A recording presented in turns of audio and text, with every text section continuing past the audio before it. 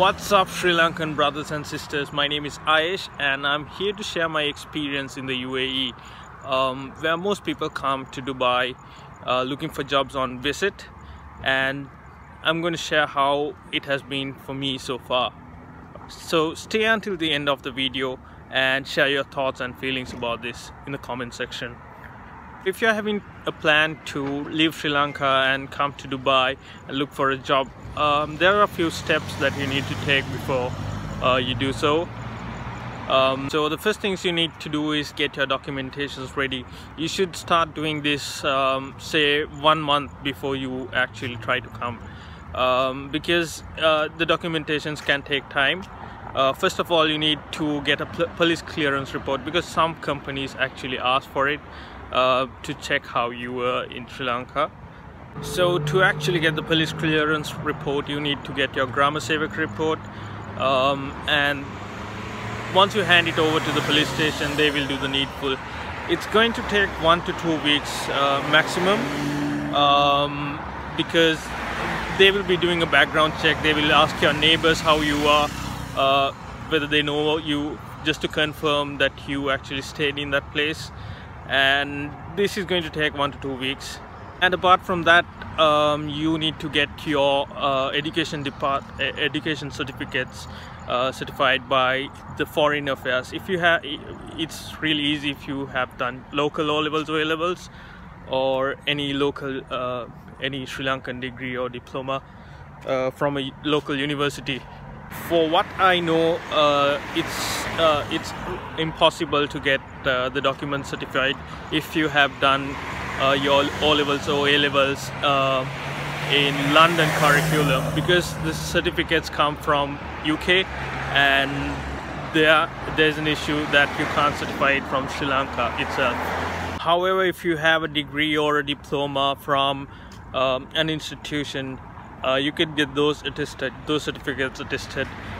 First things first, you have to get a true copy by the respective institution. And once you get that done, there is an education department in Borella, which is next to which is on the road next to Prestige Automobiles, and that is when you come from Kirlapana side. It's going to cost you about 1,000 rupees per certificate. If you once you hand over the true copies, they will do the needful. So the next step would be taking your certificates, your police report and your education certificates. Once you've got the true copies, what you could do is take them to the Foreign Affairs. This is situated right opposite WTC in the Ceylon Bank building. This is going to cost you somewhere around 400 to 800 Sri Lankan rupees, if I'm not mistaken. And the step after that is you go to the UAE embassy, which is right now in Thumulla. This is right after the commercial bank. It's pretty much hidden, but once you're on the high level road and when you're coming from Kirlapana side, it's going to be right after the roundabout on the left.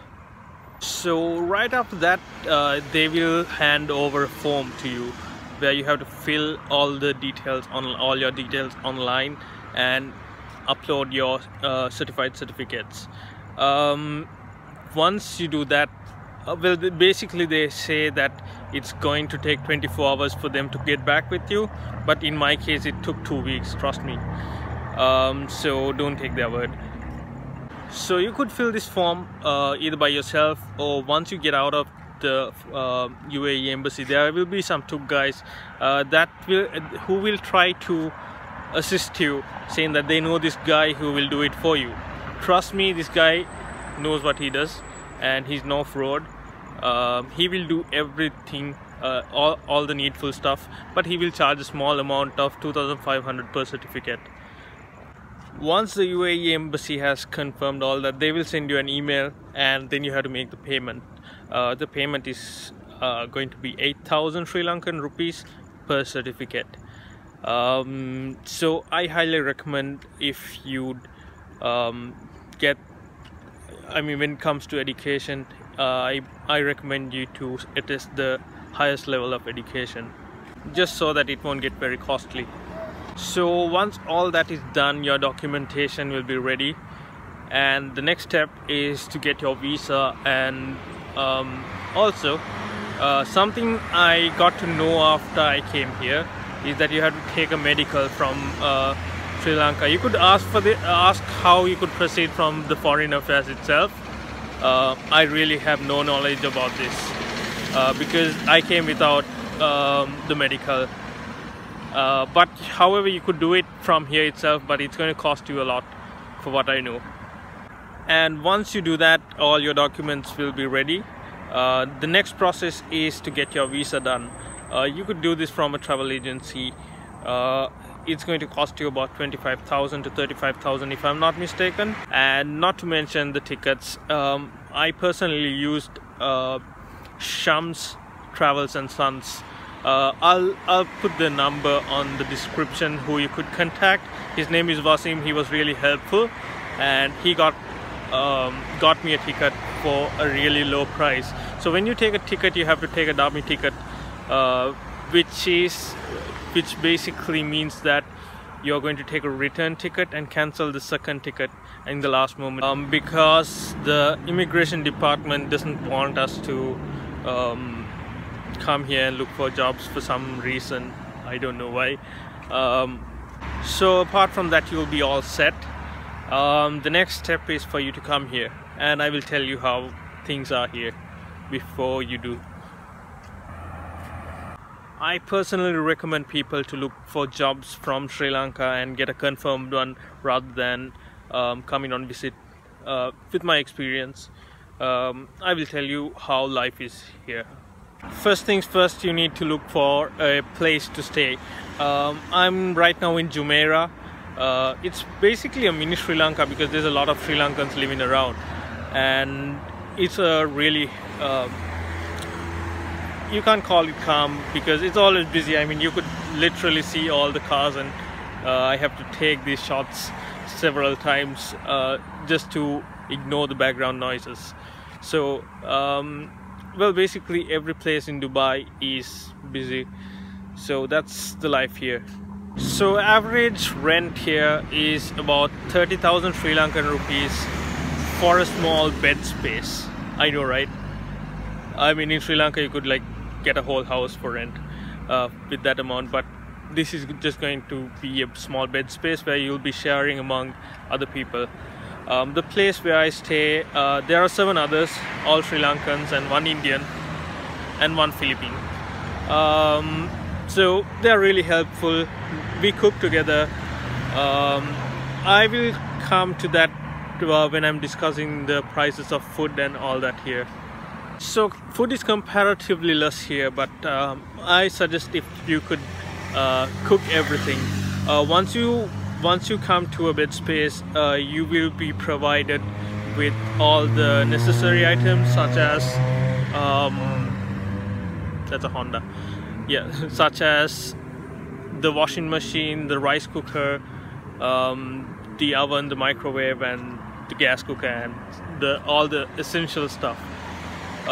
Make sure to look whether they are providing all that before you get into a place.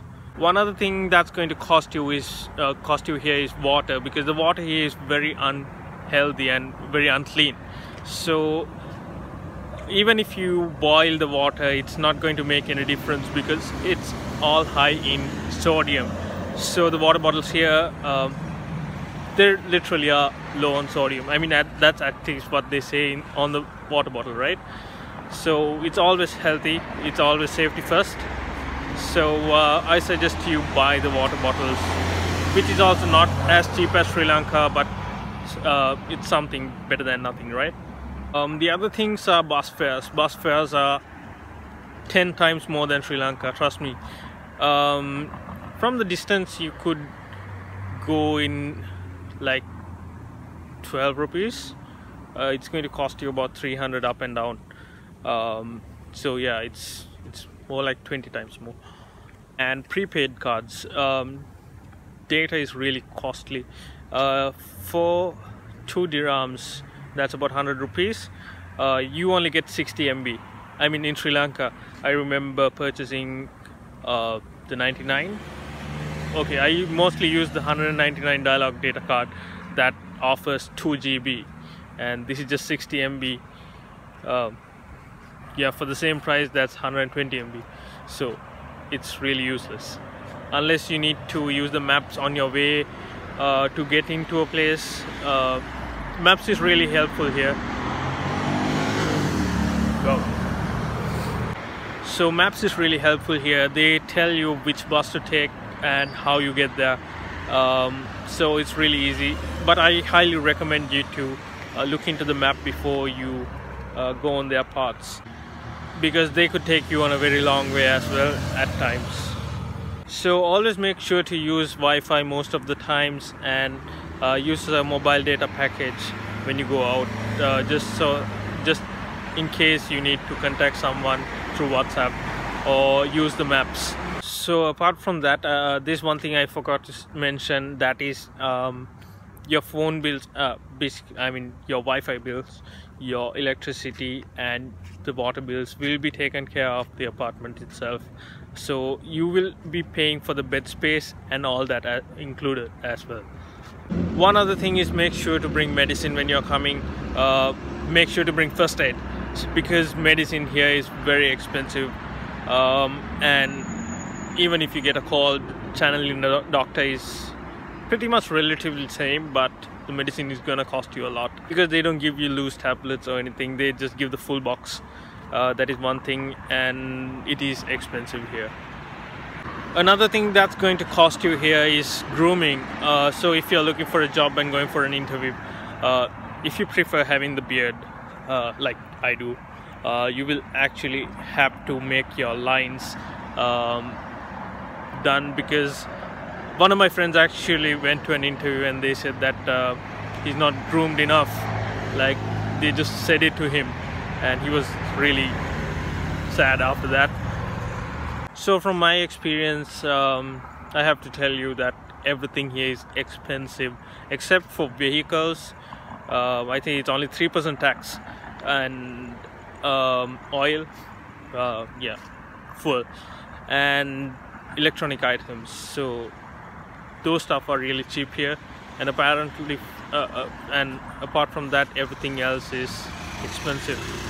I'm not complaining about here, but you seriously should think twice before you make a decision. That's what I'm saying. Right, so now I'll show you how you can look for a job here. So there are websites. There's Indeed.ae, there's Dubizzle.com, there's Naukri and a few others. I'll share them on the description for y'all to have a look at it. So looking for a job for someone who has been working in the executive level in Sri Lanka, there's literally no luck here, trust me. There was one company that got me to work for 3 whole weeks.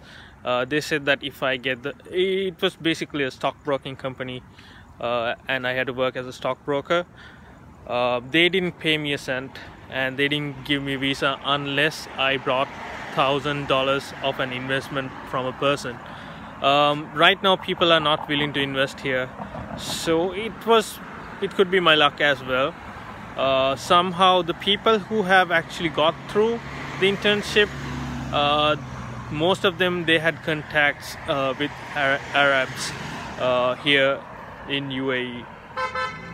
Apart from that, for what I know, people in the hospitality industry have a good chance of getting jobs, but relatively for every single job there's a lot of competition, because this is a multicultural country where we've got Indians, Bangladesians, Nepalians, Filipinos, Nigerians, and so many more, including Sri Lankans. And most companies, they ask for bilingual languages, including English, Arabic, or French, or Hindi. So that is a big disadvantage for Sri Lankans, because they don't ask for Sinhala in any of these places. So that is pretty much it about my experience here in UAE. So before all that, I'd like to say that Sri Lanka is an amazing country. I miss my home country. Things didn't go well for me, but it may go well for you. So think twice before you come. I hope this video was really helpful for you. So if it did, please give me a thumbs up and a subscription until I make another video. So thank you so much for your time, and all the best.